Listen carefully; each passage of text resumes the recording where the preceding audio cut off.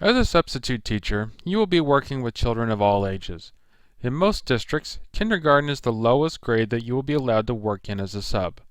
Preschool children are usually supervised by people who have been specially trained to work with them. Most states have a long list of safety and training requirements that teachers of very young children must meet, and most subs will not meet these requirements. Also, many parents are uncomfortable leaving their very young children with temporary staff. For people outside the world of education, spending the day with a room full of kindergartners may seem like a nightmare. It has been my experience, however, that subbing for a kindergarten class, particularly later in the school year, is usually very enjoyable. Kindergartners are always very eager to please adults and will bend over backwards to help you and try to look like a good kid. Children at this age are still learning to control their emotions. This is why it seems like kindergartners cry over very inconsequential events.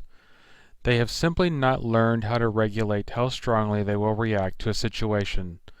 They will cry over a broken crayon and fall into a fit of giggles over any funny faces or voices the teacher may make. Their moods are deep, but ever-changing. Once a kindergartner starts crying, it can be difficult for them to stop. They do not have the wisdom to know that broken things can be replaced, mean words are often said in haste, and that hard work is a necessity of life. It does no good to get flustered when the kindergartner gets in a deeply emotional state. Any sign of anger from a trusted adult will just make the student withdraw even further. The best you can do is give them space and continue working with the rest of the class while keeping an eye on the crying student. Over time, their desire to be part of the group will overcome their depression and they will rejoin the class. Kindergartners are also full of energy. They love to move about the room, pick up things with their hands, and bend and stretch their flexible young arms and legs. Many kindergarten classes are designed to give the students plenty of room to move about. Some kindergartners are still developing large motor skills, so trips and falls are common. Fortunately, small children have springy muscles and flexible bones, so a tumble to the ground usually results in nothing more than wounded pride. Many kindergarten classes will also be set up with dramatic play areas. These are spaces that are designed to resemble kitchens, offices, and other adult workspaces. There may also be an assortment of props and costumes that accompany these play areas. Kindergartners love to pretend that they are cooking, fixing cars, caring for animals, or building things.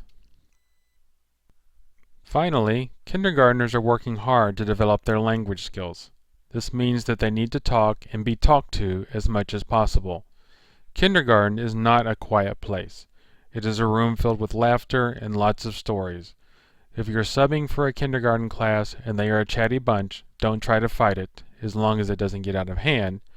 They are practicing the valuable language skills they will need in upper grades. For many people who have never spent time in a classroom, they may be surprised at how much they enjoy being around kindergartners. It can be difficult sometimes dealing with their sensitivity and mood swings, but overall, a day in kindergarten can be fun if you have the right attitude.